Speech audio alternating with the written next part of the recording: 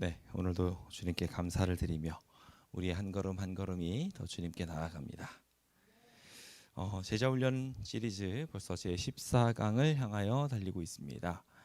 저희가 오늘은 믿음과 행함 사이의 균형에 대하여 함께 배우는 시간을 갖게 될 것입니다. 부디 주님께서 저희의 삶 속에 우리의 신앙의 토대들을 잘 세워나갈 수 있도록 인도해 주시기를 기도합니다. 저희가 지난 시간에 잠깐 정리한 것처럼 저희는 제자훈련의 단계, 경건의 삶, 그리고 개인 전도, 교회 생활까지 지난 시간을 통해 함께 보았습니다. 벌써 4단원이 마무리가 되었고요. 우리 이제 오늘부터 5단원이 함께 들어가면서 기독교 생활 방식이라는 키워드로 우리가 교회에서 어떻게 살아가야 할지를 이렇게 배우게 될 것입니다. 4단원과 5단원의 차이가 뭘까요? 4단원과 5단원의 차이는요. 4단원은 교회에서 우리가 어떻게 살아야 되느냐라는, 그래서 교회 생활과 관련된 이야기들을 다뤘다면, 기독교 생활 방식은 교회 안에서만의 이야기일까요? 아니죠. 교회 바깥에서의 삶까지도 포함하고 있는 것입니다. 그래서 우리 5단원에서는 우리가 이 기독교인들이란 어떤 삶을 살아야 좋은지 좀 더 넓은 범위 내에서 함께 살펴보는 시간들을 갖게 될 것입니다. 그래서 우리는 이 교회 생활의 전반을 다루고 있는 4단원을 이렇게 정리해 봤었습니다. 첫 번째, 출석에 뭐 하라고요? 힘쓰라고요. 교회에 열심히 나오셔야지 우리 신앙이 기본이 된다는 것입니다. 각종 예식의 의미를 잘 알아야 된다고 말씀드렸고요. 동시에 질서를 존중하며 그 가운데 구조 안에서 우리가 순종해야 될 자에게 순종하고 또 베풀 자에게 베푸는 그런 일들이 필요하다는 것도 배웠습니다. 우리의 역사를 알고 우리의 정체성을 분명하게 해야 하며 복음 사역을 위해 힘쓰는 것이 우리가 교회 생활에서 잊지 말아야 할 것입니다. 그럼 이제 오늘 우리가 해야 할 일을 함께 보고자 합니다. 주님께서 저희에게 말씀하여 주셔서 기독교인들이라면 당연히 가져야 될 생활 양식을 알려주실 때 하나님의 놀라운 지혜가 우리에게 부어지게 되기를 기도합니다. 자, 그럼 들어가기 전에 교회 포를 제청하도록 하겠습니다. 구호 준비. 야 여호와여 말씀하옵소서. 주의 종이 듣겠나이다. 아멘. 아멘. 네, 우리 올 한 해 주님이 말씀해 주시면 우리 잘 듣겠습니다 라는 생각을 가지고 항상 하나님의 말씀 열심히 들어보도록 합시다. 자, 이번엔 5단원 기독교 생활 방식 중에 더 나은 것이라는 키워드를 가지고 함께 말씀을 보겠습니다.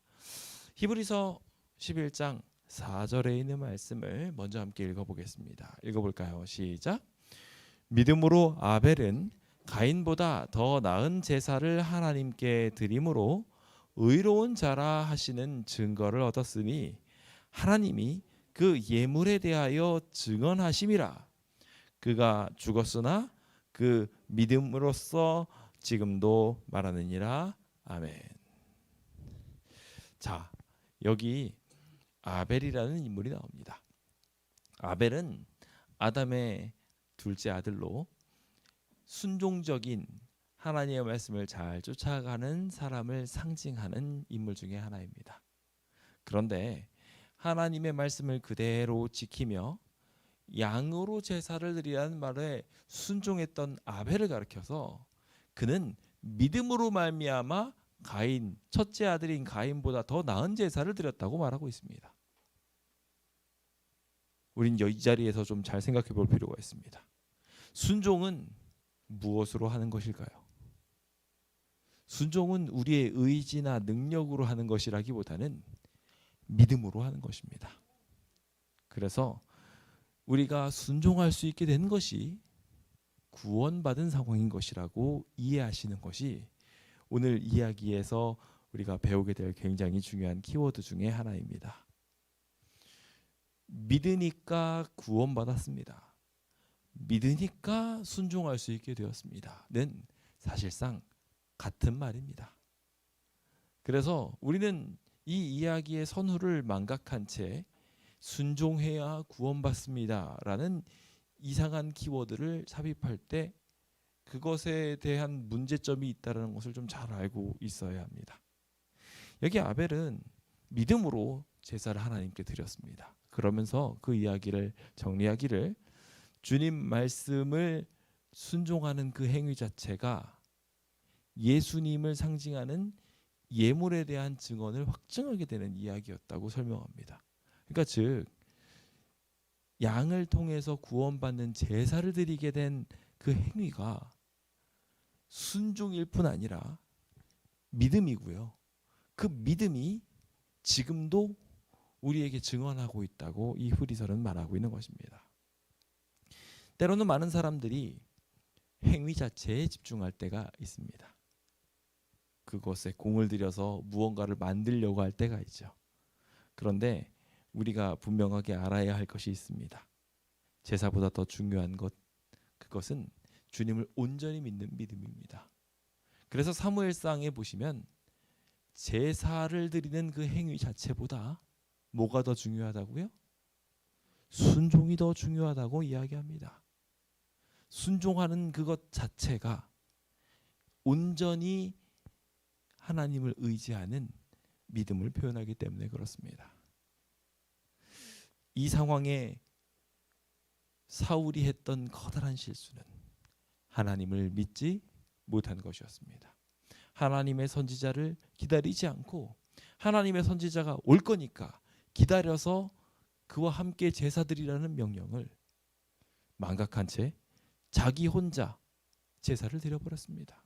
다른 사람들이 기다리고 있으니 사람들의 모습들을 보면서 자기가 생각하기에 구원이라고 생각한 것을 하나님이 아닌 자신의 방법대로 이루었던 것입니다. 그 잘못된 행위로 사울은 더 이상 왕을 할 수 없게 되는 일에 이르게 됩니다. 오늘 우리의 삶 속에도 마찬가지로 주님이 물으십니다.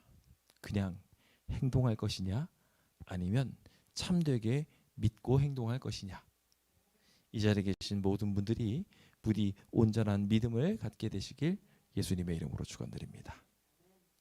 자, 그렇다면 이제부터 우리가 이 과를 어떻게 하면 다른 사람들한테 잘 가르쳐 줄 수 있을까에 대하여 좀 연구하면서 준비하면서 이 시간에 동참해 보기로 합시다.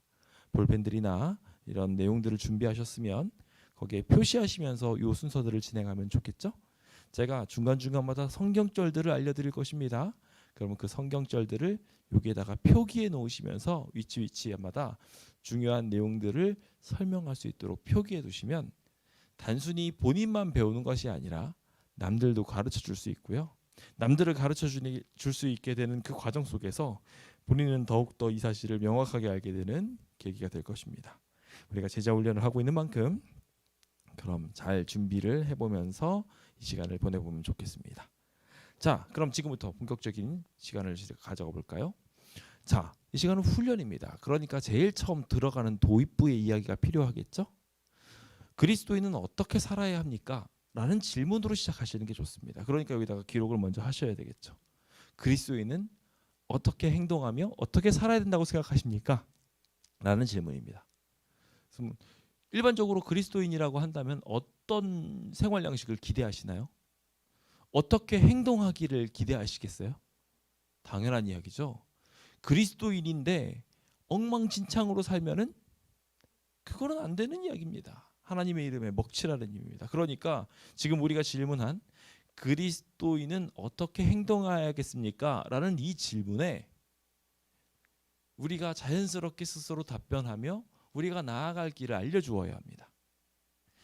기독교인의 생활 양식에 대해서 이제 앞으로 배울 거라고 이야기합니다. 이제 처음 서원해 보시면은 앞으로 이 5단원을 통해서 안식일 준수, 예배, 청지기 재정관리, 건강, 복장, 여가 활동, 그리고 가족관계 등의 실천적인 부분들을 이제 함께 배우게 될 겁니다. 그런데 이 기독교인의 생활 양식들을 배우기 전에 우리가 왜 이런 걸 해야 되는지를 잘 알아야 할 것 같습니다. 이런 것들이 구원과 관련이 있습니까? 라는 질문들에 많은 사람들이 노출되기 때문에 그래요. 오늘 우리가 당연히 그리스도인으로서 해야 할 생활 양식에 머무를 수 있도록 함께 좀 잘 생각해 보면서 이 14과를 보면 좋겠습니다. 첫 번째, 이제 중요한 이야기로 들어갑니다. 자, 구원은 어떻게 오게 되느냐라는 질문이 결과적으로 우리한테 오게 됩니다. 지금 그리스도인의 생활 양식으로 좋은 선행을 해야 된다는 답변을 우리 스스로가 이야기하면서 찾았습니다. 맞아요. 우리가 그리스도인으로서 모범적인 삶을 살아야 되는 것 같아요. 그런데 그게 우리의 구원과 어떻게 연관이 되느냐라는 것입니다. 많은 종교에서 자신의 몸을 불사르기까지 하면서 열성을 다해 구원을 얻어내려고 합니다. 어떤 사람들은 죽어라 새벽 기도를 가고요. 그러면 자기 기도가 잘 들어줄 줄 알고요. 어떤 사람은 또 엄청난 헌금을 드리기도 합니다. 그럼 하나님이 날 덜 사랑해 주실 줄 알고 그렇게 합니다. 물론 그 열성들이 하나님께서 복으로서 갚아주십니다만 그것으로 인하여 하나님께서 그들을 구원하신다라는 것은 틀린 얘기입니다. 자, 여기 말씀을 함께 보기 전에 사도행전 4장 12절이라고 적어 놓으시기 바랍니다. 그리고 거기에 옆에다가 적기를 이렇게 적으시기 바랍니다. 오직 예수의 이름으로 구원받음. 오직 예수의 이름으로 구원받음. 네, 사도행전 4장 12절에 있는 말씀은 바로 그 말씀입니다. 다른 이로서는 구원을 받을 수 없나니 천하 사람 중에 구원을 받을 만한 다른 이름을 우리한테 주신 일이 있다고요, 없다고요? 없다고요. 그러니까 우리도 분명하게 알아야 됩니다. 우리의 구원은요, 오직 그리스도의 생애와 희생의 공로에 기초해 있습니다. 우리가 뭔가를 더 잘한다고 해가지고 구원받을 수 있다 없다? 없다는 것입니다. 오직 우리는 예수님을 믿음으로만 구원을 받습니다. 우리가 아무리 올라가려고 해봤자 기껏 해봐야 여기 계신 분들 중에 돈을 엄청 벌어도 달나라에 가실 분 한 분도 안 계십니다. 그렇죠? 뭐 우리 능력으로 기껏 해봐야 달나라도 여행을 못 가는데 하늘나라 어떻게 가겠습니까? 그렇죠? 불가능합니다. 아무리 부자라고 해도 우리 수명을 더 늘릴 수 있나요? 그럴 수 없습니다. 영생은 우리의 능력으로 되는 것이 아닙니다. 구원은 오직 예수님의 능력으로만 가능하다는 것을 꼭 기억하시기 바랍니다. 여기 만세반석 되신 주라는 찬양이 있는데요. 그 찬양의 가사는 이렇게 말합니다. 내가 공을 세우나 그 공을 가지고 은혜를 갚을 수 있다고요, 없다고요? 없다고요. 쉼 없이 힘쓰고 눈물 금심도 많지만 우리는 구속받을 수 있는 존재예요? 없어요. 하지만 오직 이 죄인을 예수님이 구원해 준다고 이 찬양은 고백하고 있습니다. 우리가 그 사실을 분명하게 다른 이들에게도 나눌 수 있게 되기를 간절히 바랍니다. 자, 여기 보혈의 공로는 그렇다면 무슨 일을 이루는가라는 것입니다. 자, 그래서 우리가 좀 생각해 봐야 돼요. 주님의 보혈이 나중에 예수님이 오실 때 이를 구원만을 위해서 작동할까요? 아니면 지금 이 순간에도 구원이 돼서 우리를 기쁘게 만들고 변화시킬까요? 이게 참된 믿음인 것입니다. 즉 한마디로 믿음으로 말미암아 우리가 구원을 받았으면 그 믿음으로 말미암아 생겨난 구원은 앞으로 죽고 난 뒤에만 우리에게 구원이 이르는 것이 아니라 지금 이 순간에도 구원이 이르른다는 것입니다. 그거를 믿는 것이 믿음입니다. 그래서 우리가 행하는 모든 행동들은 바로 여기에 기인해서 나타나게 됩니다. 거기 내용들 중에서 보시면 여기 진실로 예수님의 보혈만이 용서와 구원의 기초이다라고 되어 있는 부분 밑줄 한번 그어보시면 좋겠고요. 그 바로 밑에 보시면 그러나 예수님이 우리를 구원하실 때 하나님의 말씀에 순종해야 할 의무로부터 우리에게 자유를 주신 것은 아니라고 말합니다. 왜냐하면 하나님께서 우리에게 용서를 해주심으로 인해 가지고 바라시는 건 죄를 계속 짓기를 바라는 것이 아니라 다시는 죄를 범치 않기를 바라시기 때문에 그렇습니다. 그래서 그 단락 마지막 부분에 보시면 그리스도를 개인의 구주로 영접하는 것은 항상 거룩함과 그리스도를 닮음이라는 열매를 맺는다고 표시되어 있습니다. 요거 보라색으로 된 것도 밑줄 한번 그어 놓으시기 바랍니다. 중요한 부분이죠. 그리스도를 영접한다는 것은, 예수를 믿는다는 것은 결과적으로 하나님께서 우리한테 주시고자 하는 거룩함도 닮음도 우리의 삶 속에 적용되게 만든다는 것입니다. 그러므로 우리가 주님을 개인의 구주로 영접하지 않고서는 누구도 개인의 구주로 주님을 개인의 구조로 영접할 수 없음을 생각하면서 우리가 순종으로 우리의 행동을, 우리의 믿음을 증명하게 되고, 동시에 주님을 믿는 믿음이 우리의 삶을 이렇게 거룩하게 만든다는 것을 우리 스스로 경험하게 되었으면 좋겠습니다. 자, 그래서 외적 행위 중요할까요? 안 중요할까요? 예, 이제부터 그 이야기를 함께 하려고 합니다. 행위로는 구원받을 수 없는 것이 분명합니다. 우리가 무언가 열심히 한다고 구원받을 수 없다는 거 방금 전에 한 거예요. 그런데 외적인 행위들이 왜 우리한테 필요하냐는 거예요. 지금부터 이제 계속 배울 거잖아요. 그리스도인이, 기독교인이라면 어떤 생활 양식을 가져야 되는지를 배울 텐데, 그거를 왜 배워야 되냐는 거죠. 그걸 왜 해야 되는 거냐에 대한 것에 대해 오늘 이제 함께 보면서 우리 여러 가지 마음속에 생겨나는 질문들, 여기 막 예를 들어서 이야기하고 있죠. 규율 대신에 하나님과의 관계에 더 초점을 맞추면, 그러니까 막 믿기만 하면 구원받는 거 아닙니까? 라는 그러한 질문들에 대해서 우리가 좀 이렇게 좀 더 다뤄보면서 진지하게 이 말씀들을 생각해 보려고 합니다. 자, 그럼 여러분들에게 묻겠습니다. 여기도 마찬가지로 질문이에요. 규율이 중요할까요? 관계가 중요할까요? 네, 사실은 관계가 중요합니다. 관계를 우리가 잘 만들기 위해서 규율이라는 게 존재하기 때문에 그렇습니다. 우리가 행위를 하게 되는 행동도, 이유도 마찬가지예요. 그냥 규칙 자체가 중요해서면 아무 의미가 없습니다. 관계 때문에 그런 거예요.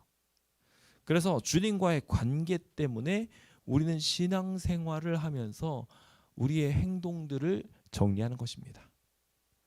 그 이야기에 대한 실예가 여기 나와 있습니다. 뭐라고 나와 있냐면 결혼관계로 이야기하고 있어요. 결혼관계에 대한 이야기를 하면서 남편이 아내와의 관계를 개선하려고 노력을 합니다. 그럼 어떻게 해야 될까요? 여기 나와 있어요. 그렇죠? 예, 당연히 행동의 변화를 한다는 거예요. 그냥 내가 당신을 믿습니다 하고서 내가 그냥 당신을 사랑하기만 하면 되지 않습니까? 이거 틀린 얘기라는 거예요. 자연스럽게 관계 개선을 위해서는 그 관계를 악화하는 일들이 있다면 그거를 중지하게 될 겁니다. 아내가 싫어하는 게 있으면 당연히 안 하게 되는 것입니다. 그리고 대신 뭘 하게 됩니까? 기뻐하게 될 만한 일이 있으면 그걸 열심히 행해주는 겁니다. 그게 관계를 개선하는 방법이에요. 그래서 남편의 행동을 보고서 비로소 아내가 나를 사랑하고 있구나라는 것을 아내가 느끼게 됩니다. 우리와 예수님의 관계도 마찬가지입니다. 그래서 우리가 주님을 사랑한다라는 이야기들을 입으로만 말하면 감동이 오질 않습니다. 행동으로 표현해야 그것이 진짜 증명되는 것입니다. 그래서 거기에다가 적어두시기 바랍니다. 야고보서 2장 18절에 있는 말씀입니다. 야고보서 2장 18절은 이런 말씀이 있습니다. 어떤 사람은 말하기를 너는 믿음이 있고 나는 행함이 있으니 행함이 없는 내 믿음을 내게 보이라. 나는 행함으로 내 믿음을 보이리라. 이건 무슨 말씀이냐면 이렇게 정리해 두시면 됩니다. 행함은 보이지만 믿음은 안 보인다. 이렇게 정리해 두시면은 주변 사람들한테 확 설득이 될 것 같아요. 당신 믿는다고 이야기하는데 아무것도 안 보인다는 거예요. 행동이 우리의 삶에 적용이 돼야 비로소 우리의 삶이 증명이 된다는 것입니다. 그러므로 성도 여러분, 우리의 삶 속에 이와 같은 중요한 대원칙이 주어져 있다는 것을 참 감사하시기 바랍니다. 오늘날 많은 교회가 이 중요한 사실을 망각하고 삽니다. 그래서 교회가 욕을 먹습니다. 나는 구원받았어. 난 예수님한테 용서받았으니까 나는 이제 괜찮아라는 말들을 여전히 죄를 범하면서 마음대로 말합니다. 그러니까 주변 사람들이 뭐라고 말합니까? 아직까지도 나는 저 사람을 통해서 상처를 받고 있는데 저 사람은 구원받았대요. 기분이 좋아요, 안 좋아요? 안 좋아요. 너무 당연한 일입니다. 교회를 다닌다고 하는 사람이 오히려 집에서 더 상처를 주고 마음을 아프게 하고 그러면서 교회 생활을 잘 하고 있으면요, 그러면 그럴수록 하나님께 욕먹은 겁니다. 하나님께 욕을 돌리는 거예요. 그렇죠? 교회 생활을 잘하면 잘할수록 집에서 더 못해요. 빵점짜리인 거잖아요. 그렇죠? 우리는 그러므로 우리의 행동을 하나님의 사랑에 맞게 거룩하게 세상에 비춰주어야 합니다. 그 사실을 분명히 기억하며 우리가 세상의 빛으로서 소금으로서 창조되었다는 것을 잊지 마시길 간절히 바랍니다.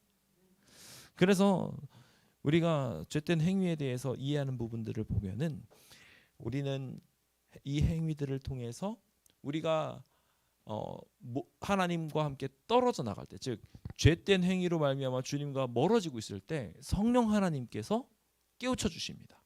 그 깨우쳐 주시면 그때 우리 즉시 회개를 해야 됩니다. 그래서 주님께서는 천국 복음을 외치실 때 회개하라 천국이 가까우니라고 이야기하며 회개를 강조하셨잖아요. 그러면서 그 회개를 하면서 행동을 바꿔야 한다는 것입니다. 하나님이 계시다는 거 믿는 거 중요합니다. 하지만 그거보다 더 중요한 거는 하나님이 계시다는 것처럼 살아야 진짜 신앙이 있는 것입니다. 그래서 관계의 강화를 위해서 우리의 길을 바꾸고 하나님을 신뢰하는 길을 걷도록 우리는 끊임없이 우리의 삶을 바꿔나가야 하는 것입니다. 그것이 하나님의 말씀을 봄으로 하나님 말씀대로 사는 것들을 통하여 가능함을 우리가 꼭 기억해야 할 것입니다. 두 가지 성경절을 좀 정리해 드립니다. 자, 마태복음 3장 8절이 있는데요. 회개에 합당한 열매를 맺어라 라고 분명하게 심례 요한이 천국을 준비하는 자세를 말하고 있습니다. 마태복음 3장 8절에 회개에 맞는 행동 양식을 가지라는 이 합당한 열매를 맺으라는 이야기를 꼭 기억해야 합니다. 동시에 이사야서 59장 2절은요. 너와 나 사이를 죄가 갈라놓았다고 말하고 있어요. 우리가 죄가 있으면요. 하나님과의 관계가 어떻게 된 거예요? 갈라져 버려요. 집안에서 찬바람이 쌩쌩 부는 경우가 있습니다. 이사야서 59장 2절입니다. 59장 2절에 보면은 죄악이 너와 나 사이를 갈라놓았다고 한 것처럼 집안에서 쌩쌩 찬바람이 부는 경우는 왜예요? 뭔가 두 사람이 틀어질 만한 무슨 일이 생겨나게 되면 그 문제 해결하기 전까지는 어떻게 됩니까? 서로 그냥 찬바람이 휙휙 부는 거예요. 무서운 분위기가 됩니다. 그런데 그 문제가 딱 풀리고 나면 어떻게 됩니까? 다시 그 집안은 화목해지게 됩니다. 그러니까 되게 중요한 거예요. 주님과의 관계도 우리가 그렇게 찬바람이 휙휙 부는 것들이 지금 존재한다는 거예요. 그럼 그거 어떻게 되겠습니까? 그거 없애야지 주님이랑 따뜻한 관계가 다시 된다는 것입니다. 우리가 죄된 행위가 우리를 분리하게 될 때, 분리하려 할 때 하나님이 사랑한다고 증명해야 됩니다. 그거 자꾸 안 돼도요. 노력을 해야 돼요. 여기 그래서 말씀은 이렇게 말하고 있죠. 밑줄 그으시면서 보셔야 됩니다. 너희가 나를 사랑하면 뭐 한다고요? 나의 계명을 지키리라. 제일 중요한 성경절입니다. 여기에서 우리가 주님을 진짜 사랑한다면 하나님 계명 지켜야 된다는 것입니다. 하나님의 계명이 즉 하나님의 품성을 말하는 건데 하나님의 품성을 말하는 이 계명도 안 지키면서 내가 어떻게 당신을 사랑합니다라고 말할 수 있겠냐는 거예요. 말도 안 되는 얘기인 거예요. 하나님 자신을 말하고 있는 이 성경 말씀을 쫓아가면서 사랑한다 말해야 하는 것이죠. 너희도 내 계명을 지키면 내 사랑 안에 거하리라. 이 중요한 말씀이 우리 안에 꼭 있게 되기를 간절히 바랍니다. 계명을 지키면 사랑 안에 거하게 되는 것이 됨을 기억하시고 우리가 주님 말씀을 순종할 수 있게 되는 그것 자체가 주님이 이루시는 구원임을 꼭 기억하게 되셨으면 좋겠습니다. 그래서 여기도 정리하기를 우리의 행동을 그분의 뜻에 굴복시킬 때, 즉 하면 계명을 지킬 때 우리는 긍정적인 관계를 유지할 수 있게 된다는 거예요. 사랑 안에 거할 수 있게 된다는 거예요. 주님이 이루시는 구원이 이 땅에서도 이루어져서 저 천국에서 행하게 될 행동 양식이 지금 이 순간에도 이루어질 수 있게 되는 것은 구원인 것입니다. 오늘 그 사실을 기억하면서 우리 관계의 중요성들을 우리 마음에 꼭 두게 되셨으면 좋겠습니다. 시간이 없으니까 다 설명드리지 못하지만 야고보서 1장 25절에 있는 말씀도 기록해 두셔서 우리가 율법을 들여다만 보고 그냥 잊어버리면은요 종종 많이 그러잖아요. 그러면 아무 소용이 없다는 겁니다. 하지만 듣고 행하는 사람은 비로소 복이 있다고 말하고 있습니다. 제가 종종 예를 들어서 일본어 예를 드립니다. 일본어 제가 배우게 됐을 때 다른 사람한테 일본어를 가르쳐 주는 게 도움이 된다는 것을 제가 주변 사람들한테 계속 얘기했어요. 학교 다니는 내내. 다른 사람한테 내가 이거 가르쳐 주니까 일본어가 잘 들어오더라 라는 얘기를요. 근데 옆에서 그걸 실제로 제가 가르쳐 주는 것들을 또 다른 사람한테 가르쳐 주는 사람은 굉장히 적었습니다. 누구만 일본어를 계속 잘하게 됐을까요? 실제로 수행했던 저만. 예. 그 한 사람이 여러분도 되셨으면 좋겠습니다. 주님 말씀을 순종하면 복을 받습니다. 그렇다면 그 순종을 아멘 아멘만 하는 것보다 더 중요한 게 있죠. 순종하면 진짜 복을 받는 거예요. 그러니까 여기로 들어왔다가 여기로 나가면 아무리 좋은 말이 들어와도 그냥 소귀의 경을기처럼 소처럼 그냥 똑같은 길 걷는 겁니다. 우리 하나님의 길, 거룩한 길이 우리의 삶이 될 수 있도록 노력해 봅시다.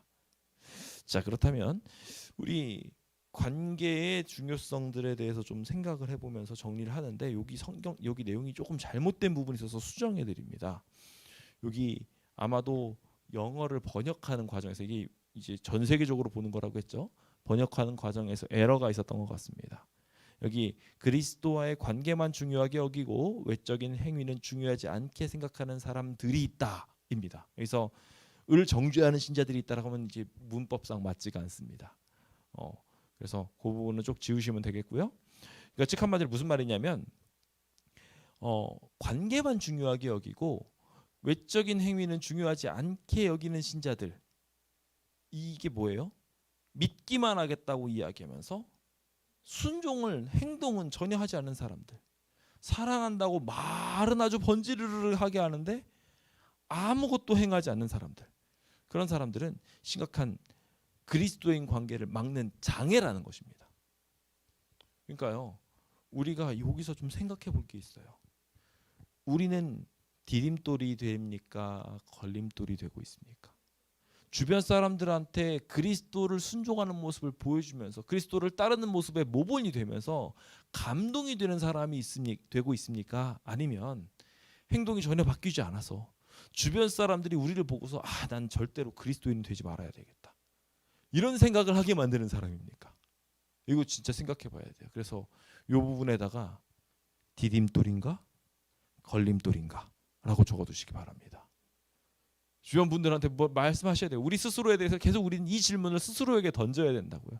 내가 디딤돌이 되고 있는지 아니면 걸림돌이 되고 있는지 스스로를 자꾸 생각해 보아야 합니다 라고 우리가 가르쳐주고 나면요, 그 다음부터 우리도 어떻게 될까요?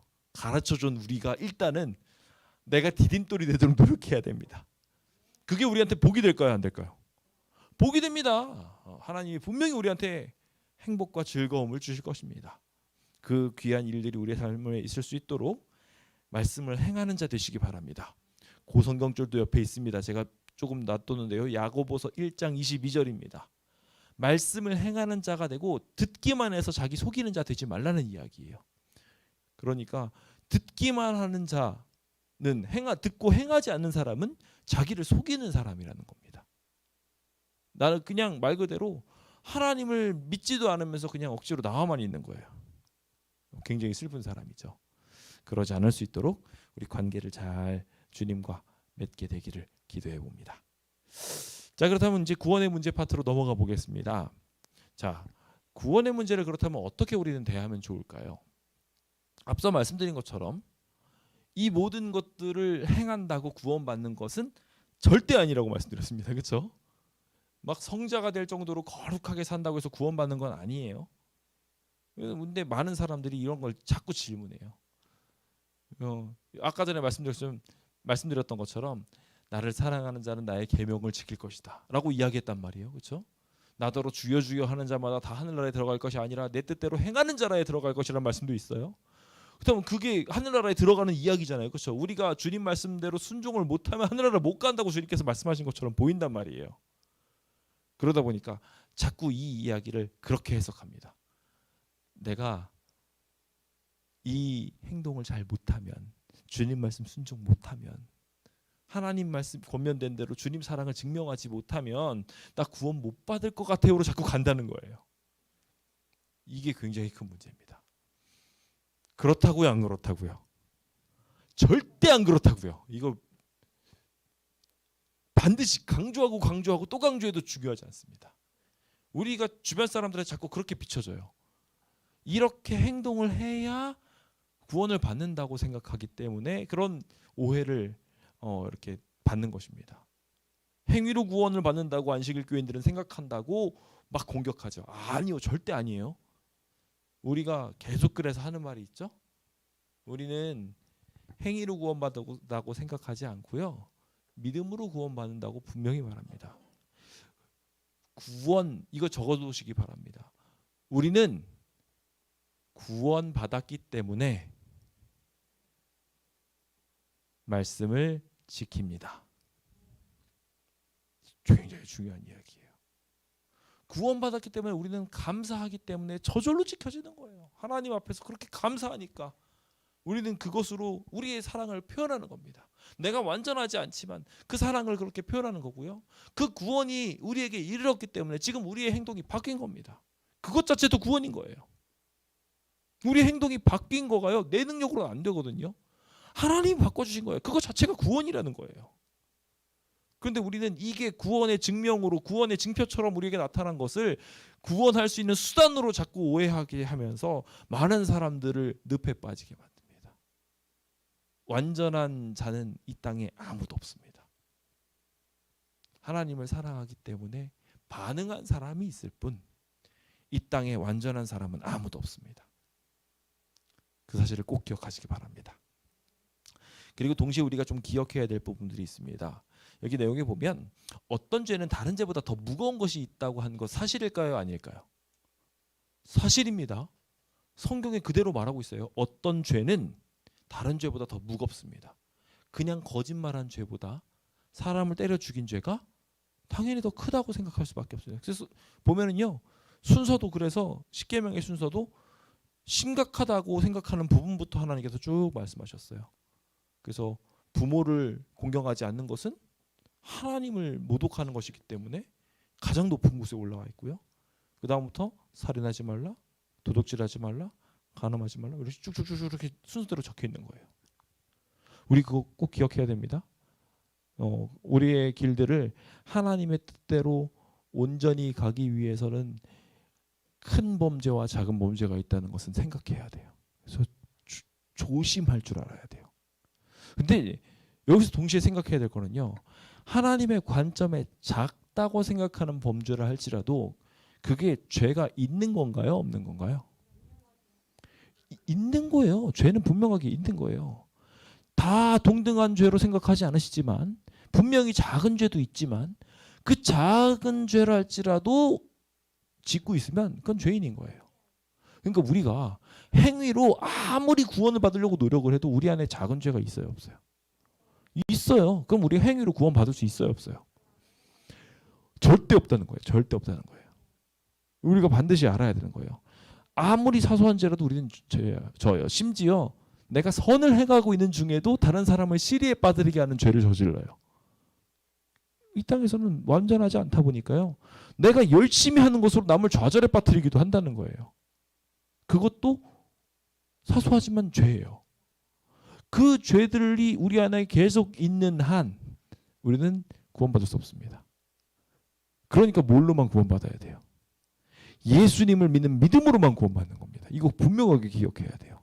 이거 사실을 주변 사람들한테 알려주십시오. 재림교회에 대해서 오해하시는 많은 사람들이 그걸 자꾸 오해하세요. 우리가 멸치에 들어가 있는 꼴뚜기를 골라내는 이유가 구원받으려고인가요? 아니에요. 우리는 하나님을 사랑해요. 하나님은 근데 꼴뚜기를 먹지 말았으면 좋겠다고 성경에 기록해 두셨어요. 저희가 섞여 있는 거 먹는다고 구원 못 받나요? 받을 수 있어요. 걱정하지 마십시오. 네? 그런 거 전혀 아니에요. 그런데 거기는 꼴뚜기를 보고서 눈에 보이는데 이거는 안 먹어야죠 골라내는 거, 그게 우리가 주님 사랑해서 하는 거예요. 그 분명하게 꼭 기억하시길 간절히 바랍니다. 우리는 작은 죄라고 생각하는 그 죄들이 얼마나 심각한지 잘 알지 못해요. 여기에 내용에 보면은 성경에 징벌받은 예들이 나옵니다. 아담과 하와는 뭘로 지금 징벌받습니까? 먹지 말라는 거 먹었다고 해요. 예, 그냥 선악과 조금 하나 더 따먹었다고 그걸로 인해서 지금 영생을 잃어버렸어요. 가인은요, 제사 방식, 예배를 똑같이 드렸어요. 근데 방식이 틀렸어요. 그걸로 지금 틀렸다고 하나님께서 그걸 간합하지 않으셨어요. 웃사는요, 법궤가 떨어져서 부서지는 게 두려워가지고 법궤를 붙잡았어요. 완전히 하나님을 위한 거였잖아요. 그런데 벌 받았어요. 왜 그런 걸까요? 거기에는요, 굉장히 중요한 하나님의 경중을 우리 인간의 지혜로는 헤아릴 수 없는 굉장히 큰 하나님의 뜻이 숨겨져 있기 때문에 그렇습니다. 근데 우리가 그거 놓치고서 그냥 작아 보인다고 생각해서 이건 괜찮아라고 생각하면 안 된다는 거예요. 그것으로 인해서 생겨나게 될 2차, 3차 피해들은 엄청납니다. 여기 과일 한쪽 잘못 먹었을 때, 그 과일 한쪽 잘못 먹음으로 말미암아 아내를 향하여 범죄의 손가락질을 하게 됐습니다. 가인의 잘못된 제사 방식 하나로 아벨을 쳐서 죽였습니다. 지금 여기 웃사가 했던 그 신성모독 하나로 인해 가지고 법궤를 자신이 마음대로 쓰게 되는 현상까지 생겨나게 됩니다. 나중에 그런 일이 생겨나게 돼요. 그거 심각한 신성모독으로 이어지게 되는 문제들입니다. 자, 작은 문제라고 해서 우리의 삶에 문제가 안 일어날까요? 아니라는 거예요. 그러므로 우리는 매 순간에 이런 많은 죄들을 바라보면서 지극히 작은 죄라도 주님 앞에 내려놔야 돼요. 여기에 밑줄 그어야 될 부분이 하나가 있습니다. 우리는 불순종을 합리화하기 위해 어떤 행위나 습관을 작은 것들로 분류하지 않도록 조심해야 된다. 그러면서 뒷부분입니다. 여기는 물결 무늬로 줄을 그으면 좋을 것 같아요. 종종 이런 작은 것들이 실상은 우리의 삶을 칭칭 올가매고 있다고 말하고 있어요. 야, 맞아요. 진짜 그래요. 큰 죄들은요, 우리의 삶을 막 진짜 심각하게 타격을 주기 때문에 우리 그런 죄 피하고 무서워합니다. 근데 실제로 엄청 자주 이 작은 죄를 저지르면서 살아요. 우리 그 죄들이 결국 하나님을 만나지 못하게 함을 기억하시면서 그냥 구원의 문제에만 집중해가지고 나 이거 구원 받을 거야 못 받을 거야 생각하면서 막 그 큰 죄들 범하지 않으려고 피하는 그런 1차원적인 신앙생활 하지 말고요. 주님과의 관계에 집중하는. 그래서 주님이 하기 원하시는 거 긍정문으로 이루어진 신앙이에요. 그렇죠? 이런 거 하나 못해서 구원받는 게 아니라 이런 거 하나 잘못했다고 구원 못 받는 게 아니라 우리가 하나님을 제대로 바라봄으로 어떻게 하면 하나님을 기쁘시게 해드릴 수 있을까? 네, 여기 되게 중요한 부분이에요. 여기 빨간색으로 되어 있는 그 글씨 밑줄을 그어 놓으시기 바랍니다. 네, 신앙 제대로 살아가는 사람은요, 뭐 하면 안 돼보다 더 집중해야 되는 게 뭐냐면 뭐 해주면 기뻐할까요? 그렇죠? 연인 관계가 되면요, 이런 건 하지 말아야지 하고서 막 이렇게 살면요, 그 스트레스 받아서 그거 사랑 안 됩니다. 사람 관계로 성립이 안 돼요. 나를 기쁘게 해주는 것, 상대를 기쁘게 해주는 것, 서로 찾아가면서 그 행복을 만들어가는 게 진짜 행복이고, 그게 바로 하늘나라에서 하는 행위들인 것입니다. 그게 바로 구원이에요. 그러므로 주님 주신 그대로, 주님 말씀 그대로 성경 교훈 오해하지 마시고 주님의 진리의 말씀 그대로 순종하시길 예수님의 이름으로 축원드립니다. 자, 이제 훨씬 좋은 것이란 파트로 넘어갑니다. 예, 거기 보시면은요, 결과적으로 이야기를 정리하고 있어요. 하나님의 말씀과 모순되는 삶을 우리가 살아가면서 이거를 너무 좋아한 나머지 하나님이 그거 못하게 하면은 나의 기쁨을 주님이 뺏어가신다라고 생각하는 경우들이 종종 있어요. 나는 드라마가 너무 좋아요. 그런데 안식일에는 드라마 보지 말래요. 그래서 안식일이 싫어요. 이렇게 되면 될까요? 안 될까요? 이거 굉장히 슬픈 이야기예요. 주님께서 왜 그런 것들을 못하게 했는지에 대해서 잘 알아봐야 됩니다. 정반대예요. 아이가 있습니다. 사탕을 좋아해요. 사탕을 너무 좋아해요. 보통 좋아하는 게 아니에요. 어떻게 되겠어요, 그럼? 사탕 못 먹게 뺏어야 돼요. 그러니까 잘못 두면은 그 일을 다 망가뜨릴 수 있으니까요. 그렇죠? 그러니까 그 사실을 분명하게 기억하면서 우리 하나님께서 우리한테 사탕 같은 달콤한 것들을 빼앗아 가시는 이유를 명확하게 알아야 돼요. 사탕보다 더 좋은 걸 주는 거예요, 주님께서. 제가 저희 아이들이 당근 같은 걸 주면요, 의외로 잘 씹어 먹는 걸 봅니다. 깜짝 놀랄 일이에요. 당근에도요, 달콤한 맛이 있거든요. 맛있어요.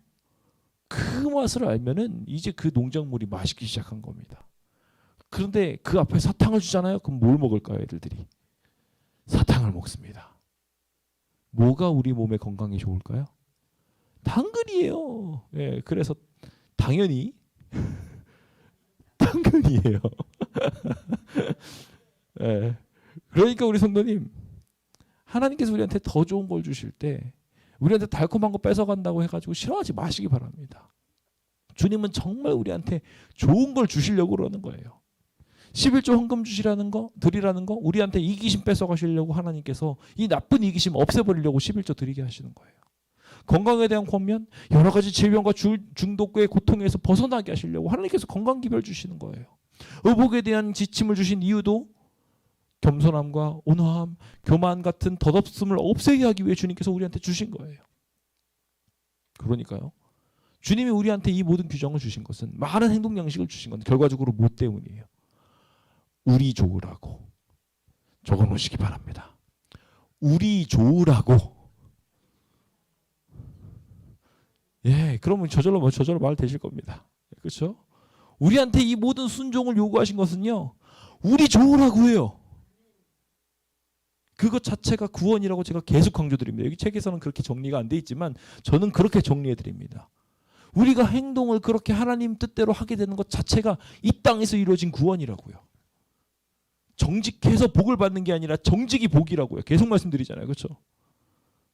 주님이 그 복을 우리 삶에 꼭 주시길 예수님의 이름으로 축원드립니다. 이제 우리는 이 말씀을 정리 지으면서 율법을 따라 온전한 행동 양식을 가져보기로 결심해 보도록 합시다. 주님이 우리한테 늘 손을 내미십니다. 왜 내미시냐면요, 율법 잘 지켜서가 아니라 율법 잘 못 지키고 자꾸 넘어지니까 손 내미시는 거예요. 일어나라고. 오늘 이 순간 우리의 모습 똑같이 그렇게 연약합니다. 하지만 우리가 해야 될 굉장히 중요한 것이 있습니다. 제가 주님 뜻대로 살겠습니다. 넘어져도 다시 일어나겠습니다라고 주님 앞에 말하는 것입니다. 그렇게 말씀하실 수 있으시겠습니까? 이번 한 주 동안 실질적으로 우리가 해야 될 일입니다. 적용해야 될 일이에요. 우리 삶 속에 그거 적용해 보시면서 우리의 삶에, 여기 같이 훈련하시는 분들한테도 이 말씀 꼭 하시면서 우리가 자꾸 넘어져도 주님 뜻대로 살고자 결심합시다 라고 이야기해 보시는 여러분들 모두 되시기 바랍니다. 함께 그 아름다운 기적이 일어나길 간절히 바라면서 오늘 모든 말씀을 마치겠습니다. 감사합니다.